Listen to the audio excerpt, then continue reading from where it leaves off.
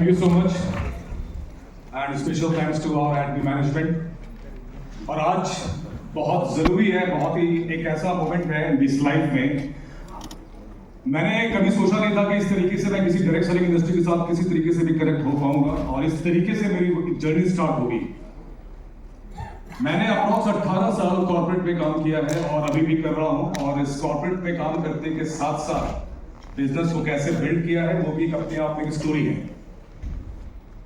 Direct selling industry के अंदर काम करने से पहले, जब मैं कॉर्पोरेट में करियर स्टार्ट करने से पहले, आप देखो मैंने एमबीए की पढ़ाई की। एमबीए की पढ़ाई करने के बाद हर लोगों की थिंकिंग होती है, एक सोच होती है, एक इस प्रकार की सोच होती है कि एमबीए करने के बाद कुछ इस तरीके की प्लेसमेंट होगी, जॉब लगेगी। वो सारी चीजें हुई हमारे साथ भी, राइट। लेकिन जो मार्केटिंग होती है ना कॉलेजेस की, राइट, और उस हिसाब से जब मार्केटिंग जब कैंपस के बदले में जब प्लेसमेंट होता है तो, और उसके बाद जब आदमी जॉब स्टार्ट करता है, धीरे धीरे धीरे धीरे वो सारी चीजें जो है कहीं ना कहीं हटने लगती है, मिटने लगती है, और वो प्रैक्टिकल एक्सपीरियंस जो होता है लोगों को मिलना स्टार्ट होता है।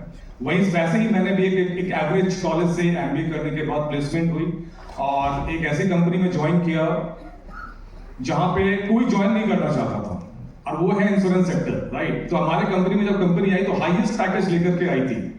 हाईएस्ट पैकेज लेने के बाद भी वहां पे कोई व्यक्ति बैठा नहीं है। मुझे लगा कि इससे बेटर अपॉर्चुनिटी मिल नहीं सकता है, तो हाईएस्ट पैकेज चला के बैठते हैं।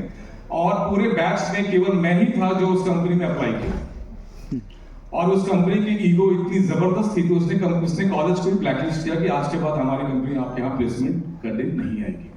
तो मैं इतने जोश के साथ गया था, वापस मैं घूम के वापस अपने यहाँ आके बैठ गया। खैर चलो, प्लेसमेंट जब स्टार्ट होता है तो मल्टीपल कंपनीज आनी स्टार्ट हो जाती है। धीरे धीरे करके हम लोगों ने काम स्टार्ट किया और मैं एक ऐसे मैन्युफैक्चरिंग कंपनी के साथ जुड़ गया जहां पे बेसिकली जो वर्क था, एक शू मेकिंग कंपनी बेसिकली है। वुडलैंड का नाम आपने सुना होगा, कई लोगों ने यूज भी करते हैं, पहनते भी हैं। तो वो करियर मैंने वहां से स्टार्ट किया और वो भी मुझे समझ में आ गया कि यार ये चीज अपने लेवल की नहीं है, राइट। तो थोड़ा सा मुझे लगा कि उसके बाद धीरे करते करते मैंने टेलीकॉम इंडस्ट्री में काम किया, बैंकिंग सेक्टर में गए, और हर जगह की एक अलग एक्सपीरियंस है, हर जगह की एक अपनी एक्सपर्टीज है। जब हम लोग कंज्यूमर ड्यूरेबल में काम कर रहे थे तो मुझे ये समझ में आया कि आप अपने क्लाइंट से कैसे बात करोगे। क्लाइंट मैनेजमेंट जो स्किल होता है वो कैसे डेवलप हुआ, वहां पे सीखने को मिला, राइट। जब टेलीकॉम इंडस्ट्री में जब काम करने का मौका मिला तो हम लोगों ने ये समझा, ये सीखा वहां पे कि आप फास्ट मूव कैसे करोगे। फास्ट मूव कैसे करोगे, वहां पे इतना टाइम नहीं होता लोगों के पास। टारगेट होते हैं, एक्सेल शीट होता है, सारी लाइफ पूरी सुबह से लेकर शाम तक एक्सेल शीट के ऊपर ही हमारी पूरी कहानियां होती हैं, राइट। प्लानिंग एंड प्रोजेक्शन, जो बातें मैं आप लोगों को बताना चाहता हूँ, ये बिजनेस के अंदर भी अप्लाई होता है। जो बातें मैं आपको बता रहा हूँ उसको बिजनेस में भी अप्लाई करते चलना तो आपको समझ में आएगा। प्लानिंग एंड प्रोजेक्शन, अगर हमारी जो होती है कि प्लानिंग क्या है, इस महीने की प्लानिंग क्या है, इस वीक की प्लानिंग क्या है, कल की प्लानिंग क्या है, और अगले 3 महीने का प्रोजेक्शन दो। समझ में आ रहा है? इस वीक की क्या प्लानिंग है, कल की क्या प्लानिंग है, इस मंथ की क्या प्लानिंग है, और अगले 3 महीने का प्रोजेक्शन। और यही काम अगर हम लोग आज अपने बिजनेस में करेंगे, एडमी के अंदर, बिजनेस आसान होगा या नहीं, राइट। ये काम समहाउ बहुत हद तक देखा जाए लोग फॉलो करते हैं, लेकिन कहीं ना कहीं मिसिंग भी होता है।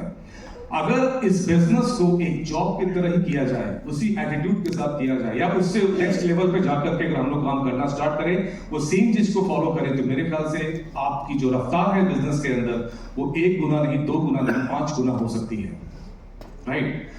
देखिए 18 साल की लर्निंग में सीखने को मिला है, हम लोगों को सीखने को यही मिला है कि आपको गोल ओरिएंटेड होके काम करना चाहिए।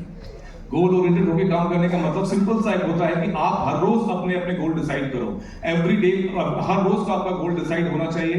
एवरी डे आपकी प्लानिंग होनी चाहिए, उसके हिसाब से आपको आगे वर्किंग होनी चाहिए, राइट। आप उसी हिसाब से प्लान बनाओ, डेली बेसिस पर करो और सेल्फ इवैल्यूएट करो, क्योंकि हर वक्त आपका अपलाइन आपके साथ नहीं होगा। ये दिखाने के लिए, ये समझाने के लिए कि आपने आज क्या किया और आपको क्या करना चाहिए था, क्या कर सकते थे। ये सेल्फ इवैल्यूएशन जब तक आप खुद से नहीं करोगे, इस बिजनेस में सर्वाइव करना भी मुश्किल हो जाएगा आपको, राइट। ये बात आप सभी को समझना होगा, सेल्फ इवैल्यूएशन बहुत जरूरी है। एक पॉइंट आप चाहो तो आज के सेशन से नोट करके जाना। समय हमारे पास ज्यादा नहीं है, वरना बातें बहुत हो सकती हैं, लेकिन यस, कॉर्पोरेट में काम करने के साथ साथ जब मेरे पास टाइम जो स्टार्टिंग में होता था कि यार 7 बजे फ्री हुए, 9 बजे घर पहुंच गए, उसके बाद का टाइम क्या है, क्या किया जाए, तो उस वक्त मैं नॉर्मली अपने सोशल नेटवर्क मेरे थे वहां पे, तो उनके साथ उठना बैठना करना सब कुछ चलता रहता था। उस चीज को कट डाउन करके मैंने इस बिजनेस में टाइम देना स्टार्ट किया। और वो दिन मुझे याद है जब जूम पे, और आज भी इनफैक्ट हम लोग कहते हैं कि अगर सुबह शाम को इनफैक्ट 7:30 से जब जूम सेशन स्टार्ट होता है तो रात को 11, 11:30, 12, 1, 1:30, 2 भी बजते हैं और हम लोग कनेक्ट होकर काम करते हैं। तो जूम सेशन ऑनलाइन बिजनेस पे काफी बड़ा काम हम लोगों ने किया है, और आने वाले समय के अंदर इस स्पीड को हम लोग एटलीस्ट 5 टाइम्स हम लोग मल्टीप्लाई करने जा रहे हैं। जिस तरीके से हमारे के ब्यूटी के ऊपर हमारी वर्किंग हो रही है, ये सारे जो नए नए कंसेप्ट, नए नए तरीके से जो बिजनेस बिल्डअप होता जा रहा है, नए नए अलग अलग कैटेगरी पे हम लोग काम कर रहे हैं, ये सारे कैटेगरी आपको आने वाले टाइम में आपको यहाँ पे इंपीरियल तक लेकर जाएगी।